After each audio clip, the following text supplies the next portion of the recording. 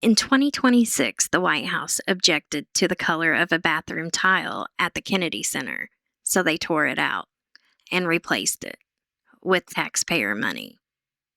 And it's not even close to the strangest part.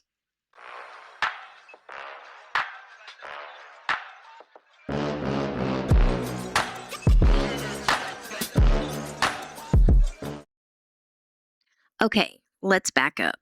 What actually happened here? The Kennedy Center is undergoing a massive renovation, $257 million appropriated by Congress last year through the One Big Beautiful Bill Act. Here's the timeline that matters. Trump reshaped the center's board, installed new leadership. The facilities director, a guy named Matt Floca, got promoted to executive director in March of 2026. Then the renovation kicked into high gear. And in July, multiple former project managers came forward as whistleblowers. Not one person, multiple, with documents and photos to back it up. Let's go through what's actually in this disclosure, piece by piece. First, the exterior columns.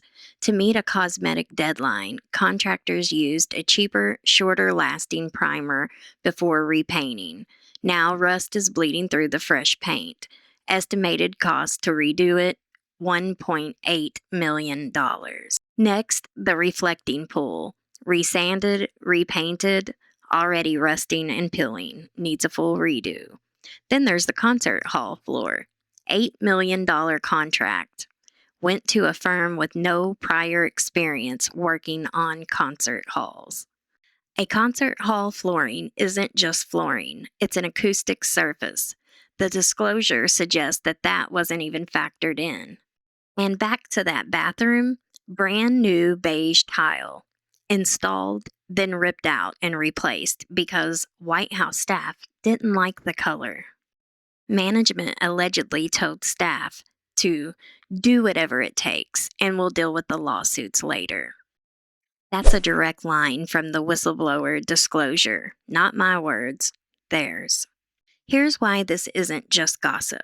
This came in the form of an 82-page submission to Congress, filed under a law specifically designed to protect federal employees who report wrongdoing from retaliation, filed by lawyers at a nonprofit that represents government whistleblowers. It landed on the desk of Senator Sheldon Whitehouse, ranking member of the Environment and Public Works Committee, who laid the allegations out in a formal letter on July 9th. Now, to be fair, and this matters, here's the other side. A Kennedy Center spokesperson pushed back, saying the institution operates with, quote, rigorous financial oversight, and disputed that contracting standards were bypassed. And it's worth being precise. Nothing in the whistleblower submission claims that firms that got no bid contracts have personal ties to Trump or his family, or that vendors influence the decisions themselves. I'm including that because it matters. This is about a process failing, competitive bidding, contract rules, not necessarily a smoking gun of personal corruption. That distinction is important, and I'm not going to blur it for a better story. So, why does any of this matter beyond government wasted some money? Because competitive bidding exists for a reason. It's not bureaucratic red tape. It's the thing that's supposed to stop exactly this: rushed work, inflated cost, contractors picked for reasons that have nothing to do with the qualifications. And it isn't over.